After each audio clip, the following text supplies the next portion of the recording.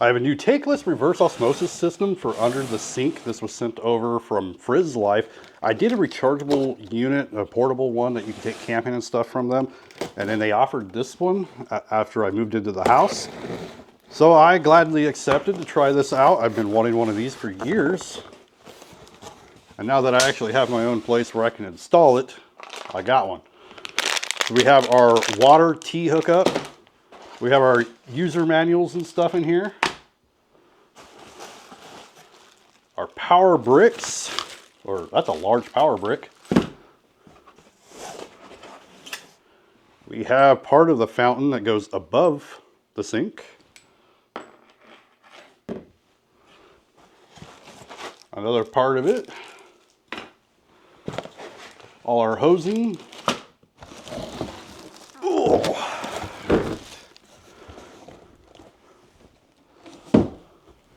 All right, and this one is the PD1200 reverse osmosis system. All right, so with everything opened up, this one that's a decent sized unit. It is a little bit slimmer though, so it's not going to take up a lot of space. You'll be able to go up against the wall, hug it a little bit. Everything is color coded on here. I'll show that here in just a second. We also got 2 cords out here, or back here, that's super easy to connect. So power wise, it's going to be really easy to do. Same thing with the faucet itself. It's got a wire that also connects here. Here at the top we have our connectors, which are color coded. So this one says do not use, so I'm not even sure what that's for. Maybe it's meant for a different model or system. We got our supply for our feed water. We got our waste to drain and our filtered to the faucet. So the installation seems to be pretty easy, pretty straightforward with this one. I'll go ahead and read the manual and everything and then start getting it set up and we'll test it out.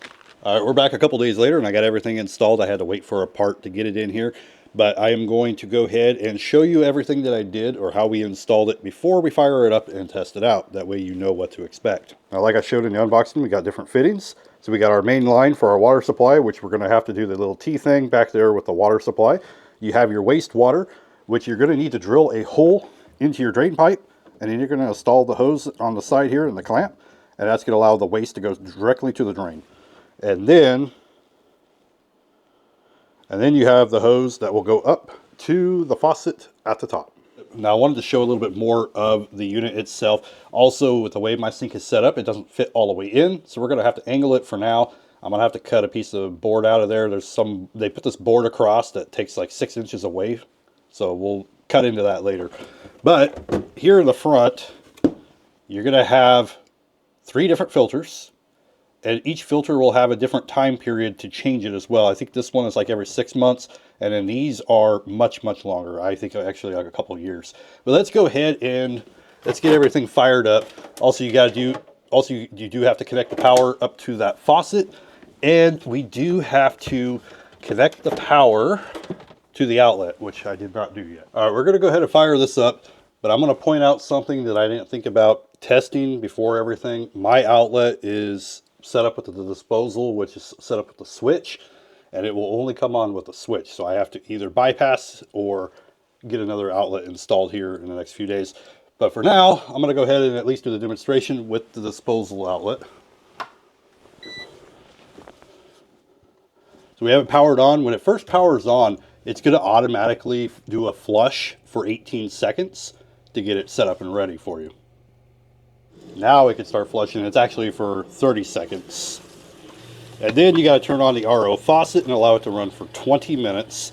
And that's going to get everything set up and ready.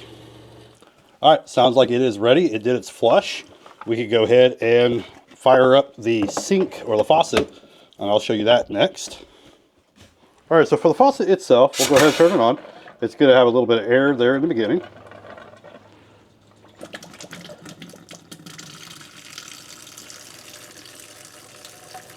Now this will actually show you the filters, and it will show you the TDS on here as well.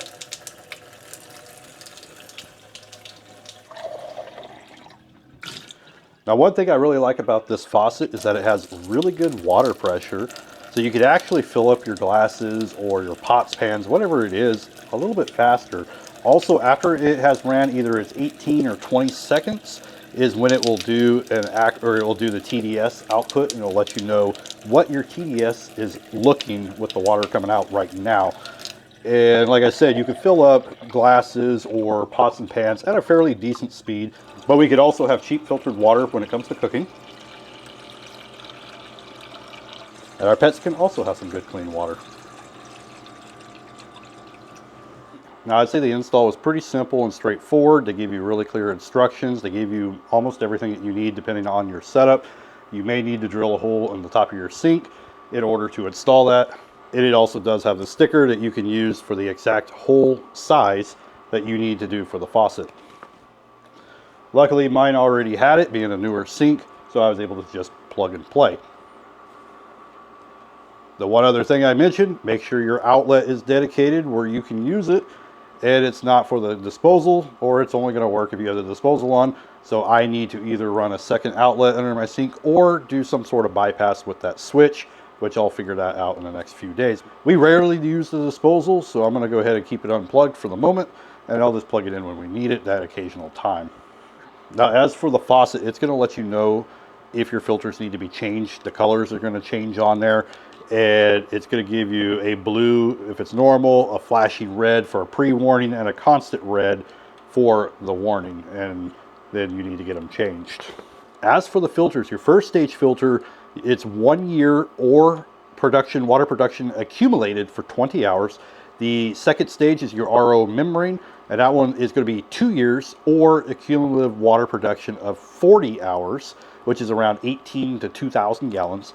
And in your third stage, the very small last filter, that's going to be 6 months or cumulative water production for 10 hours, which is going to be around 450 to 900 gallons. This one can produce up to 1,200 gallons per day. So you can get a lot of water out of this system. And if I didn't mention it at the beginning, this one is a 3-to-1. So it doesn't have as much waste compared to some of those other models that are like 2-to-1. You know what I love the most? Normal water, chlorine.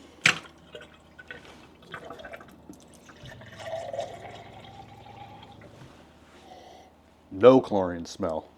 I hate the smell of chlorine, and our water smells like it's so bad. They also include extra adapters where you can actually plumb this into your refrigerator, an ice maker, or any other water dispensing device that has an input or has like an insert where you can have water coming in and plumbed. Now that will be my quick demo for this Frizzlife PD1200. It's got a display on there. You got 1,200 gallons per day, and you only need to worry about one filter every 6 months, and the other filters will last up to a year or 2. But if you're looking for a really nice water system, Frizzlife makes some really nice systems. I have used a couple different ones of theirs, including a rechargeable portable one and this really nice PD1200. Anyway, thank you for watching, and I'll see you in the next one.